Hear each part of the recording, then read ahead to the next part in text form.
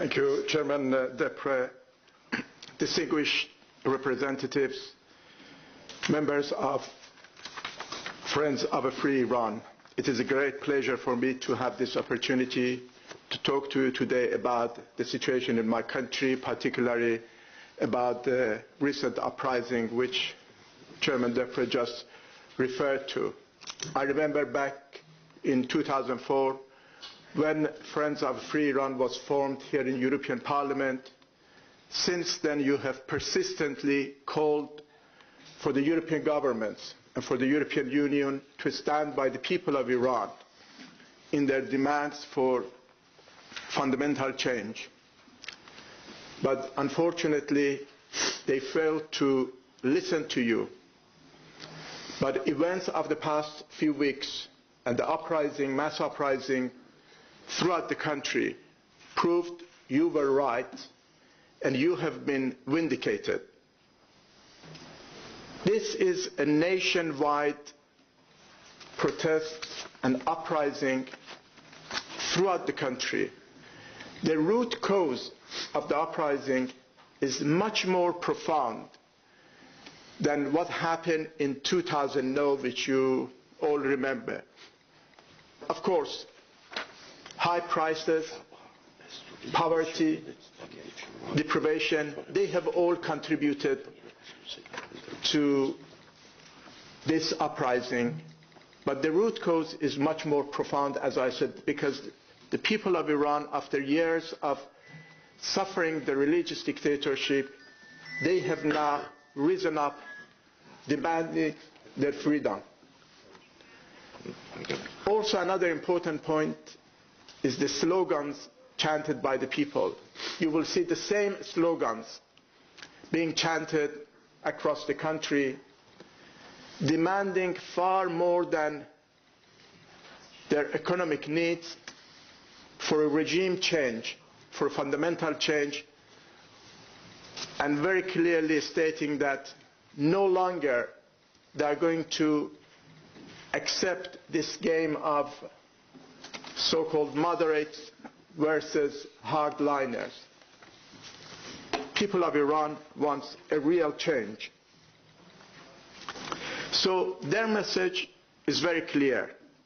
They want an end to religious dictatorship in Iran and establish a free and democratic republic. And the main reason that this uprising will continue is because the root cause of the protests are still there.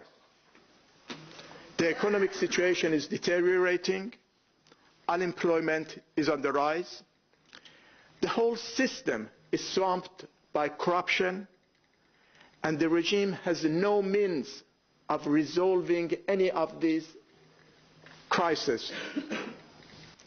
I must say that the regime and the IRGC is a brutal force. They will resort to any means to suppress the people and prevent the emergence of, to prevent further protests and demonstrations.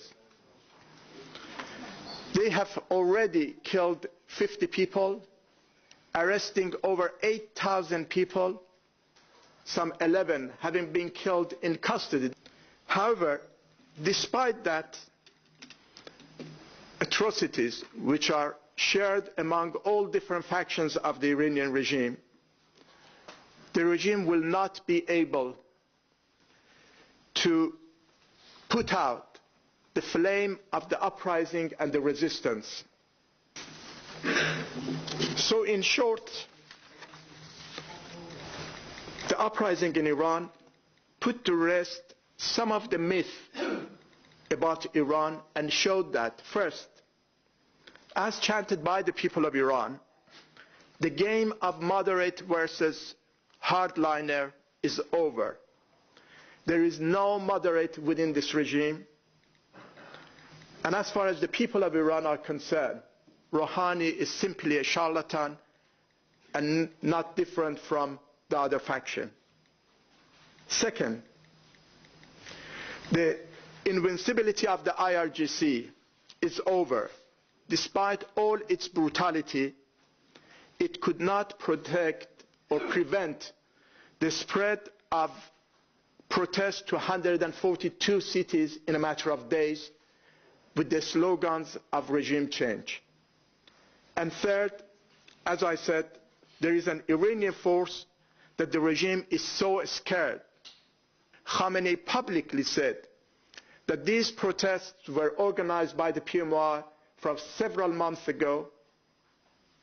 Hassan Rouhani called the French president personally to demand restricting the activities of the Iranian resistance because of the uprisings in Iran. People of Iran are determined to end this regime. All indications are that the regime is more vulnerable and is doomed to fall. I end by echoing the call by President-elect of the National Council of Resistance of Iran, Mrs. Maryam Rajavi, and the European governments to exert pressure on the mullah's regime for immediate release of all protesters and to condition any relation with the regime to halt on execution and suppression of the Iranian people. I thank you very much.